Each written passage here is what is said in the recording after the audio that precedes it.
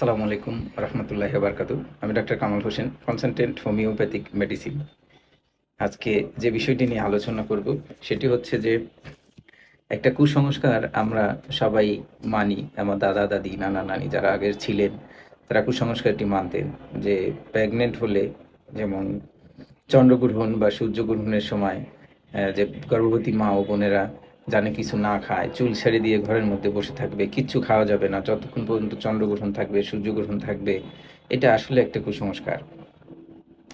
আবার এটার মধ্যে খেলে বাচ্চা বিকলাঙ্গ হবে, যে বাচ্চার ঠোঁট কাটা হবে, সুপারি কাটলে ঠোঁট কাটা হয়, যদি কোনো কিছু কাটে, তরকারি কাটে, তাহলে ঠোঁট কাটা হয় বা হাত কাটা হয়, আঙ্গুল কাটা হয়। এই ধরনের যে একটা কুসংস্কার আছে, এটা ডাক্তারি ভাষায় বা কোনো অবস্থাতেই কোথাও কোনো বিজ্ঞানের মধ্যে আমি পাই নাই আজ পর্যন্ত। এটা একটা সম্পূর্ণই কুসংস্কার যে চন্দ্রগ্রহণ বা সূর্যগ্রহণের মধ্যে আপনাকে কিছু খাওয়া যাবে না বা এটা করা যাবে না। এটা সম্পূর্ণ সম্পূর্ণ সম্পূর্ণ একটা বানোয়াট বা একটা কাল্পনিক বা ভিত্তিহীন একটা কথা। বিজ্ঞানের যার কোনো ব্যাখ্যা নাই।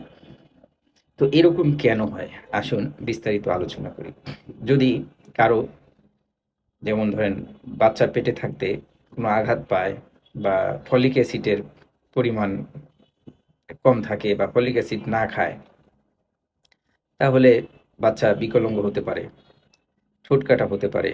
তারপর হচ্ছে যে আমার জন্মগত ত্রুটি, এটা হতে পারে। আবার হচ্ছে যে নিকট আত্মীয়র মধ্যে যদি কেউ বিবাহ করেন, সেই ক্ষেত্রে এটা হতে পারে। মেন কারণ হচ্ছে যে আবার একটা মেন যে বড় কারণ সেটা হচ্ছে থাইরয়েড। অতিরিক্ত থাইরয়েড থাকা অবস্থায় যদি কেউ বাচ্চা কনসিভ করে, তাহলে বাচ্চা বিকলাঙ্গ হতে পারে বা ঠোঁট কাটা হতে পারে বা আঙ্গুল, ২১ আঙ্গুল হতে পারে, ২২ আঙ্গুল হতে পারে। তো এই ধরনের পা বাঁকা হতে পারে, ব্রেন, মাথা বড় হতে পারে। এই ধরনের সমস্যা হতে পারে হরমোনাল সমস্যার কারণে। তারপরে আরও কিছু কারণ রয়েছে, যে অতিরিক্ত হাইপার টেনশন বা ব্রেনে আঘাত লাগা, এটা হতে পারে। এই ধরনের সমস্যা থেকে এগুলো হতে পারে। তো যেই কথাগুলো বললাম যে চন্দ্রগ্রহণ, সূর্যগ্রহণ থেকে যে আপনার এই সমস্যা হবে, ঠোঁট কাটা হবে, আঙুল কাটা হবে, বিকলাঙ্গ হবে, এটা একটা একটা ফলস কথা। এই কথায় কেউ বিশ্বাস করবেন না। যে আমি বলব যে যখন বাচ্চা নিতে চাচ্ছেন, স্বামী স্ত্রীকে অবশ্যই ডাক্তারিভাবে পরীক্ষা করার পরে আপনারা বাচ্চা কনসেপ্টে যাবেন।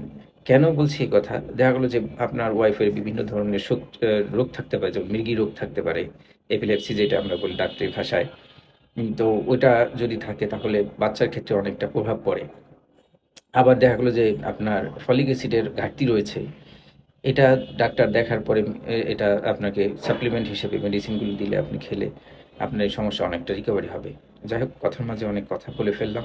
ভুল ত্রুটি হলে ক্ষমা সুন্দর দৃষ্টিতে দেখবেন। নিয়মিত নামাজ আদায় করবেন। ভালো থাকবেন। আসসালামু আলাইকুম রহমতুল্লাহি ওয়া বারাকাতুহু।